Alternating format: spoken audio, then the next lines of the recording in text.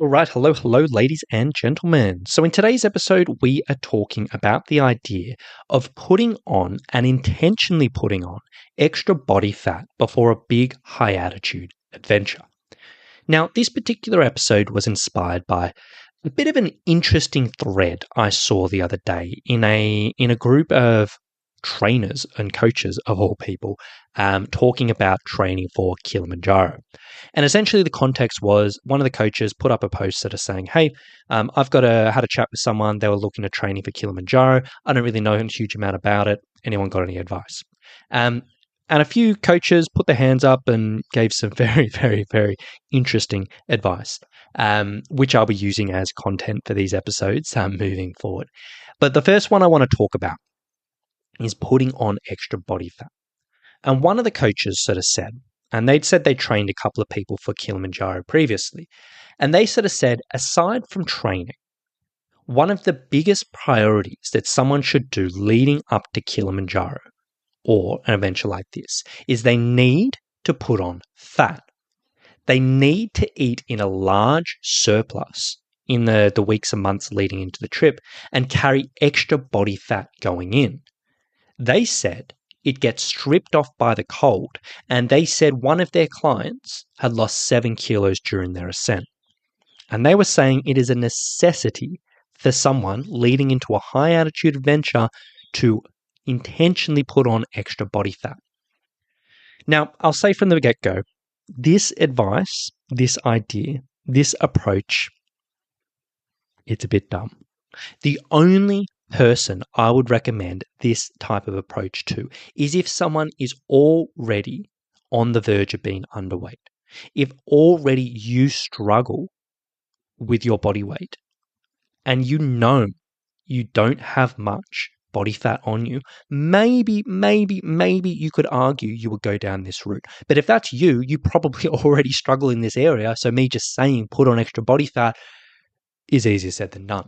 But outside of that situation, this approach is just not, it doesn't make any sense. Because realistically, when you are looking at one of these adventures, yes, when we go to high altitude, when we do a multi-day adventure, we will likely, and it is very, very common to lose weight. Is this because of the cold? For a small reason, but there's a bunch of other reasons that kind of goes into this. When we're at high altitude, just the basis of being at altitude, we burn more calories than we do at home. When we're on these adventures, we are moving for hours a day. So we're burning a lot of calories there. On these adventures, when we're at high altitude, our appetite gets suppressed, meaning our appetite goes down while our energy expenditure is up. So there's this big old difference in the amount of food we're taking in. And when we're at high altitude, usually, depending on where you're going and what part of the world and what group you're with, the food choices are not particularly amazing. So even though we have less appetite, even the desire to eat sometimes is just low. And all of these factors kind of goes into the picture in regards to losing weight on the trail. It's very, very common. Now, as a hiker, a mountaineer, or whatever it may be, we absolutely want to do our best to minimize this weight loss. Because what's happening here, it's not like it's an issue we're losing weight, but if we have this massive mismatch in between how much energy our body is burning and how much energy our body is consuming, well, that means our energy while we're hiking is going to be low. Our recovery day to day is going to be low, meaning everything's going to be a little bit harder. So considering this and making sure we're minimizing this weight loss is really, really important. Now, can you 100% minimize this or 100% reduce this? Probably not. From what I've seen in studies, the only people who have been at high altitude who absolutely can eat 100% enough, at least in the studies and the evidence that I've seen, is from people who were in the military and they pretty much got force-fed highly, highly calorie-dense foods and shakes through the whole adventure. Aside from that, even if you're eating as well as you can, you're probably going to lose a little bit of weight. Perfectly given, but we want to minimize this. Now, how do we minimize this? Well, yeah, you could look at it this as a way of saying, you know what? Let's just stack on a bunch of extra body fat before you go. But it's just bad advice because there is no advantage for you to have extra fat before you go. Absolutely no at all. And even if you stack all of this on and then you lost a bunch of weight up on the trail, that still means there's going to be an energy imbalance. It just doesn't make any sense. The solution to this, if you are worried about weight loss up on a mountain, if you are worried about energy up on the mountain, you need to dive into your nutrition. You need to think, okay, even if I accept my appetite's going to be low, even if I know my energy expenditure is going to be high, and even if I know I'm probably going to be undershoot my nutrition a little bit, what can I do to help minimize this? Well, there's a bunch of different things you can do. You can reach out to your tour company if you're going with a tour, get an idea around what type of foods they're going to be providing. If it sounds good to you, then when you're on the mountain, just make the promise to yourself, breakfast, lunch, and dinner, you're going to finish it. You're going to make sure you get into it, even if you have to sit down there all day. Not all day, for a long time.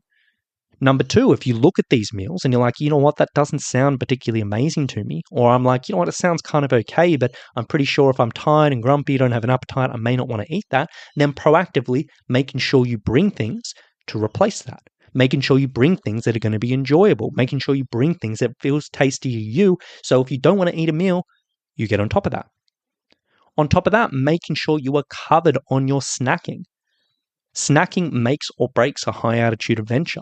I typically recommend trying to plan out that you're going to have a bite or two of something every hour of hiking. When we're looking at this, we want to be looking at high carbohydrate, low protein, low fat, low fiber. The reason behind this, high carbohydrate, that's the energy we need. Low fat, low protein, low fiber means it's going to be quick to digest, meaning it's not going to sit in your stomach, and meaning if you are low appetite, low mood, it's going to be still easy for you to get in. So think lollies, think crackers, think pretzels, think chocolate or whatever it may be. Whatever you think is going to be nice to you, get on top of that. On top of that, when you're looking at your snacking, make sure you have a nice spread of sweet, savory, and maybe something spicy or sour or whatever it may be, because there is a known phenomenon when you're up on the mountain that your taste preferences can change. So if you are a perfectly sweet person, maybe you'll get up the top of the mountain and you'll be like, you know what, I don't feel like sweet. I just want savory. So you want to be ready for anything. So you can get that food in no matter what taste preference you have. On top of that, you want to be thinking about, okay, can I bring an electrolyte supplement which has a lot of carbohydrates in it?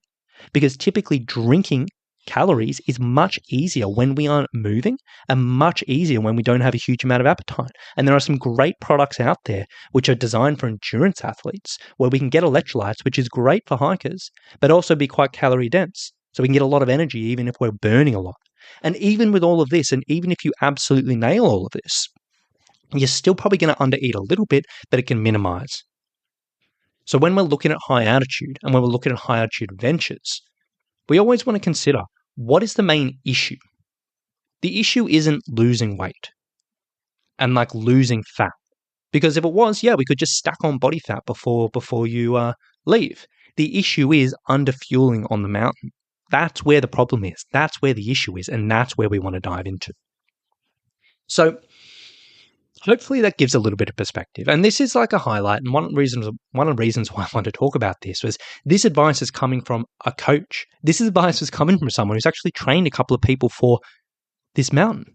And you can see how off base it can be, even from a qualified professional. So please, if you're leading up into a big adventure, if you're getting advice that sounds a little bit weird, maybe just cross-check with a different reference. Because very, very often, we kind of get someone, in theory, it may sound okay from their perspective, but in practice, it doesn't really line up with what we want.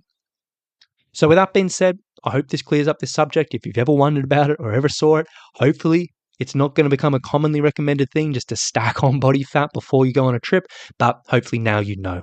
Up at high altitude, doing everything we can to minimize the risk of undereating can be tricky, can be difficult, but we really want to nail that, not just for losing weight, but for energy and recovery.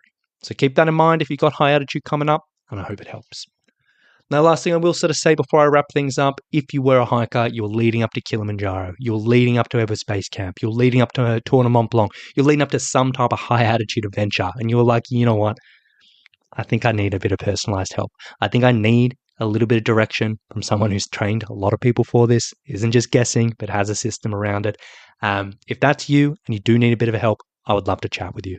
If you want to find out a little bit more about our online personal training for hiking, you can go to summitstrength.com.au/online. Now, on that page, there's a big video, talks a lot about our program. And if it sounds like something you want to explore a little bit more, there's a link on that page. You can book a free call with that team and we can have a bit of a chat from there. So if you want to learn more, go to summitstrength.com.au/online and we can take it from there. So thank you for listening. Hope you have a lovely day and we'll talk to you soon.